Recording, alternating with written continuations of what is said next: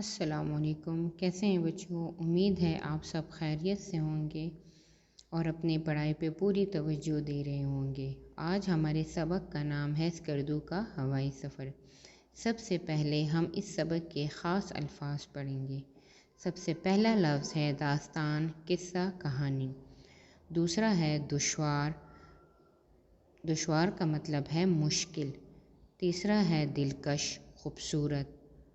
چوتھا ہے ڈھلان، چھوٹے چھوٹے جو پہاڑ ہوتے ہیں اس کو کہتے ہیں۔ پانچواں ہے سیاح، سیر کے لیے آئے ہوئے لوگ۔ اور چھٹا ہے مجسمہ، بت۔ اب ہم اپنے سبق کی طرف آتے ہیں۔ شاید کم لوگوں نے اسکردو بلتستان دیکھا ہو۔ ہم پچھلے سال وہاں گئے تھے۔ آج ہم آپ کو اس یادگار سفر کی داستان سناتے ہیں۔ یعنی لکھنے والا ہمیں بتا رہا ہے کہ وہ پچھلے سال اسکردو گیا تھا اور ہمیں وہ اپنی جو اس کا یادگار سفر ہے وہاں پہ گیا تھا، تو اس کی یادگار سفر کی ہمیں وہ کہانی سنا رہا ہے۔ خاندان والوں نے فیصلہ کیا کہ ہم ہوائی جہاز سے جائیں گے۔ ہم نے اسلام آباد سے اسکردو کے لیے نشستیں محفوظ کرائیں۔ اسکردو جانے کے شوق میں ہم پرواز کے وقت سے کافی پہلے اسلام آباد کے ہوائی اڈے پر پہنچ گئے۔ اسکردو ایک چھوٹا جہاز جاتا ہے جو وادی کاغان کے اندر اڑتا ہوا درہ بابوسر پار کرتا ہے اور پھر دائیں ہاتھ مڑ کر دریائے سندھ پر اڑتا ہوا اسکردو کے کھلے میدان میں اتر جاتا ہے۔ یعنی وہ اپنے خاندان والوں کے ساتھ اسکردو گیا اور ہوائی جہاز کے ذریعے وہاں پہ گیا۔ سب سے پہلے انہوں نے اسلام آباد سے اپنے لیے سیٹ بک کروا لی، یعنی ٹکٹ لے لیے۔ ان کے جو جہاز میں جانے کے لیے جو انہوں نے ٹکٹ لیے تھے وہ انہوں نے پہلے سے ہی لے لیے تھے، اور وہ اسکردو جب جا رہے تھے تو اسلام آباد کے ہوائی اڈے سے اسکردو کے لیے وہ جہاز میں روانہ ہوئے۔ ہم جہاز کی کھڑکی سے لگے بیٹھے تھے کہ نیچے کے دلکش منظر میں کھوئے ہوئے تھے۔ جہاز چونکہ زیادہ اونچائی پر نہیں اڑ رہا تھا، اس لیے نیچے سب کچھ صاف دکھائی دے رہا تھا۔ ہم دریائے کنہار پر اڑتے ہوئے وادی کاغان میں داخل ہوئے۔ دونوں طرف اونچے برف پوش پہاڑ تھے جو دھوپ میں چمک رہے تھے۔ یعنی وہ جہاز کے کھڑکی کے ساتھ بیٹھے ہوئے تھے اور نیچے کے جو خوبصورت منظر تھے ان کو وہ دیکھ رہے تھے۔ تو کیونکہ جہاز زیادہ اونچائی پر نہیں تھا تو وہ ان کو بہت جو منظر تھے، جو جگہ تھی، وہ ان کو بہت صاف دکھائی دے رہا تھا، اور جو برف سے ڈھکے ہوئے پہاڑ تھے وہ دھوپ میں چمک رہے تھے۔ تھوڑی ہی دیر گزری تھی کہ دائیں طرف ایک اونچی چوٹی نظر آئی۔ یہ ملکہ پربت تھی۔ پھر جو نیچے دیکھا تو نیلے پانی سے بھرا ایک بڑا سا پیالہ نظر آیا۔ اس کا پانی شفاف تھا۔ یہ جھیل سیف الملوک تھی۔ جہاز آگے بڑھا تو جھیلوں کا ایک سلسلہ ہمارا منتظر تھا۔ یہ جھیلیں سیف الملوک سے چھوٹی ہیں۔ ان میں سے اکثر کا پانی گہرا نیلا اور بعض کا سبز ہے۔ یہ نیلے ہرے پیالے فضا سے دیکھنے پر جادو نگری کا منظر لگتے ہیں۔ یعنی جب تھوڑی دیر آگے وہ گئے، تھوڑی دیر کے بعد وہ آگے گئے تو انہوں نے دیکھا کہ ایک اونچے جو پہاڑ ہے وہ نظر آیا، تو وہ ملکہ پربت تھی۔ اس کے بعد ان کو جھیل سیف الملوک نظر آیا، جو بالکل ان کو اوپر سے ایک نیلے پیالے ایک بڑا پیالہ تھا، جس میں ان کو ایسا لگ رہا تھا جیسے پیالے میں نیلا پانی ہے، گول پیالہ ہے اور اس میں نیلا پانی ہے۔ پھر اس کے بعد انہوں نے بہت سی جھیلیں ان کے راستے میں آئی، لیکن وہ جھیل سیف الملوک سے چھوٹی تھی۔ جہاز درہ بابوسر کے اوپر اڑ رہا تھا۔ نیچے دیکھنے پر یہ لگتا تھا کہ جہاز زمین سے لگا ہوا اڑ رہا ہے۔ درے سے گزر کر اب ہم چلاس کے علاقے میں داخل ہوئے۔ یہاں ہمیں دائیں طرف ایک بڑا اور اونچا برف پوش پہاڑ نظر آیا۔ اس کے علاوہ کئی بلند برف پوش تکونی چوٹیاں بھی سر اٹھائے بادلوں میں سے جھانک رہی تھیں۔ ان میں سے دو زیادہ اونچی تھیں۔ ہمارے پائلٹ نے جہاز میں اعلان کر کے سب مسافروں کو بتایا کہ دائیں طرف والا اونچا پہاڑ نانگا پربت ہے۔ اس کی بلندی 26,660 فٹ ہے اور یہ دو چوٹیاں راکا پوشی اور ہرا موش کہلاتی ہیں۔ یعنی جہاز جب درہ بابوسر کے اوپر اڑ رہا تھا تو ان کو ایسا لگ رہا تھا کہ شاید یہ جہاز بہت نیچے جا رہا ہے، لیکن وہاں پہ جو اونچے اونچے پہاڑ تھے وہ اتنے اونچے تھے کہ ان کے سر جو ہیں وہ بادلوں میں جا کے ان کے بادلوں تک پہنچے ہوئے تھے، اتنی اونچائی پر وہ پہاڑ تھے، اتنے اونچے اونچے پہاڑ تھے۔ پھر انہوں نے دو زیادہ اونچے پہاڑ جو دیکھے تو پائلٹ نے ان کو کہا کہ یہ ایک تو جو بڑا پہاڑ ہے یہ نانگا پربت ہے اور اس کی بلندی 26,660 فٹ ہے، اور جو دو اور اونچی چوٹیاں ہیں وہ راکا پوشی اور ہرامومش ہیں۔ اس کے بعد جہاز یکایک دائیں ہاتھ مڑ کر پہاڑوں کے بیچ میں آ گیا، جہاں اونچی برف پوش چوٹیاں اور گہری وادیاں تھیں۔ تھوڑی ہی دیر میں جہاز نیچے آتا محسوس ہوا۔ سامنے ریت سے بھرا ایک وسیع میدان تھا۔ اس ہموار میدان میں اسکردو کا ہوائی اڈہ تھا۔ جہاں ہمارا جہاز اتر گیا، یعنی وہ جب انہوں نے دیکھا کہ یہاں تو برف پوش پہاڑ بھی ہیں اور گہری وادیاں تھیں، یعنی جو پہاڑوں کے درمیان جو آبادی ہوتی ہیں تو وہاں پہ آبادی بھی آ گئی۔ پھر جب انہوں نے آگے دیکھا تو جو ان کو ریت سے بھرا ہوا ایک وسیع میدان نظر آیا، وہ اسکردو کا ہوائی اڈہ تھا جہاں ان کا جہاز اتر گیا۔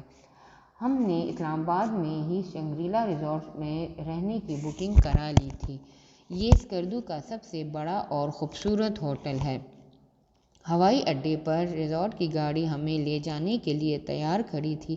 شنگری-لا ریزورٹ پہنچ کر جی خوش ہو گیا۔ یہ واقعی رہائش کے لیے ایک خوبصورت جگہ ہے۔ اسے پہاڑ کے دامن میں ایک قدرتی جھیل کے اطراف میں بنایا گیا ہے۔ اس کا نام لور کچورا جھیل ہے۔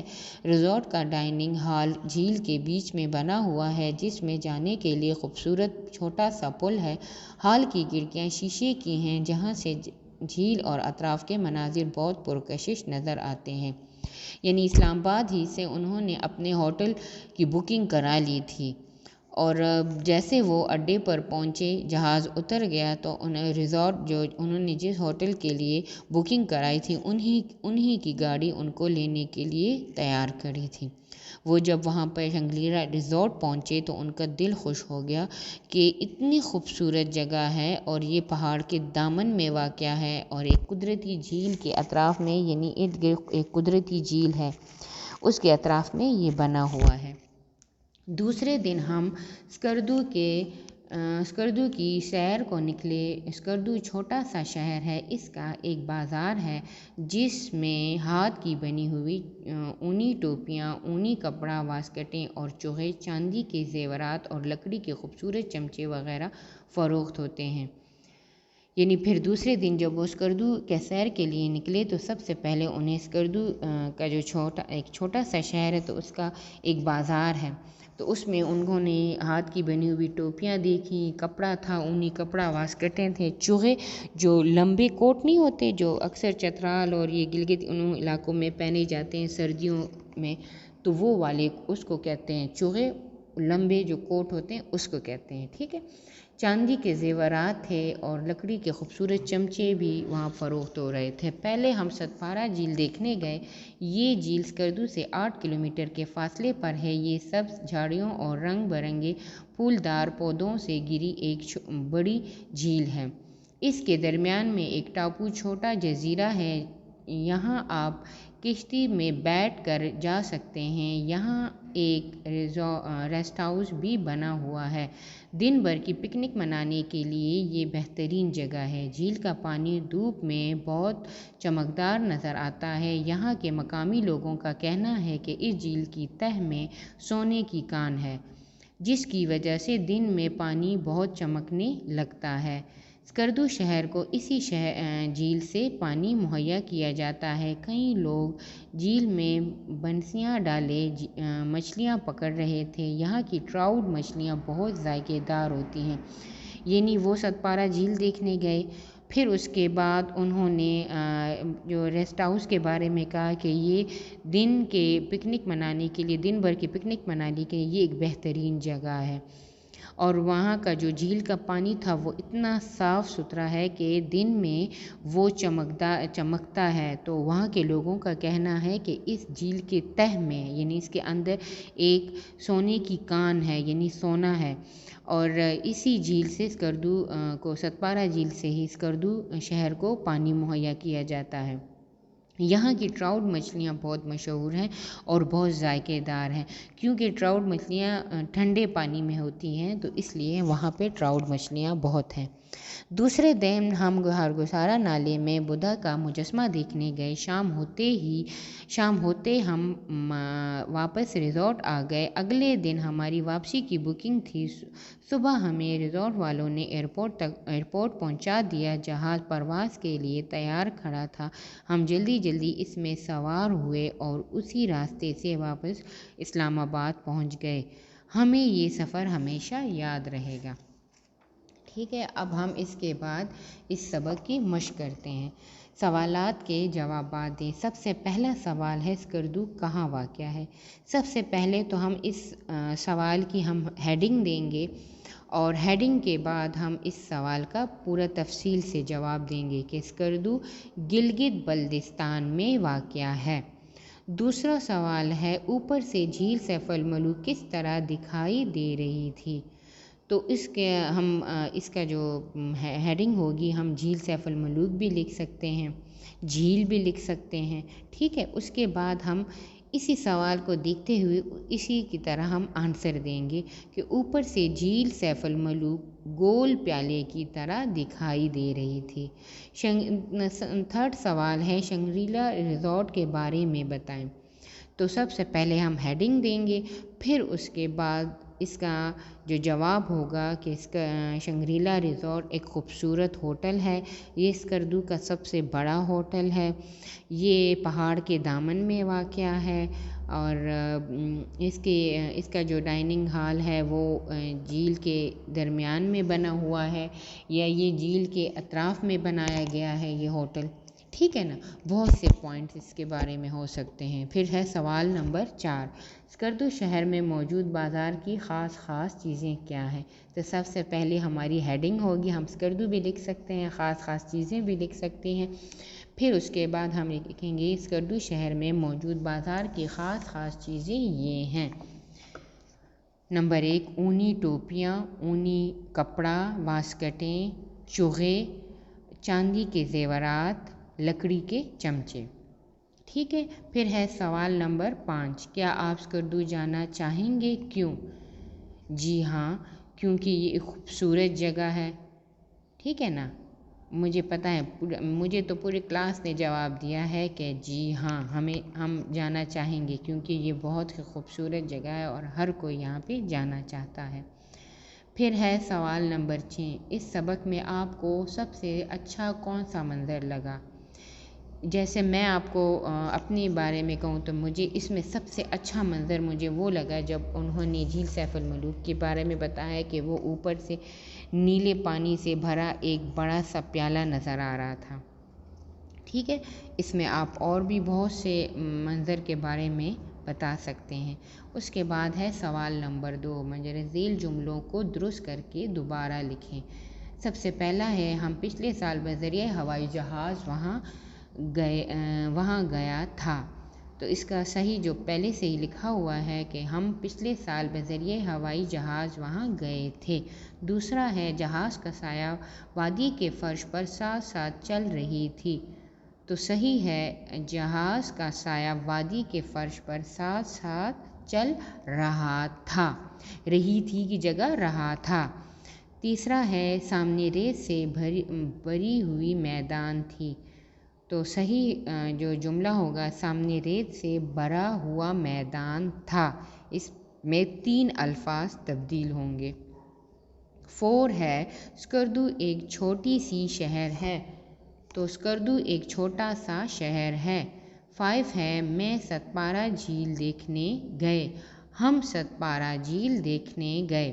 اس کے بعد ہے سوال نمبر 3، واحد کے جمع بنائیں، جیسے پیالہ پیالے، علاقہ علاقے، راستہ راستے، اڈہ اڈے، مجسمہ مجسمے، درہ درے، سایہ سائے. ٹھیک ہے. اس کے بعد یہ مشق ہمارا ختم ہوتا ہے، اور اس کے بعد آج آپ کا جو ہوم ورک ہے وہ ہے اردو ہوم ورک ہمارا ہے سبق اسکردو کا ہوائی سفر کا کام پلس مشقی کام یاد کریں. یعنی اسکردو کا ہوائی سفر کا جو تمام کام ہے وہ، اور پلس مشقی کام جو ہے وہ آپ نے یاد کرنا ہے. ٹھیک ہے. چلیں دوسرے لیکچر کے ساتھ پھر دوبارہ اگلے ہفتے ملیں گے. اس کے ساتھ ہی اجازت دیجیے. اللہ حافظ.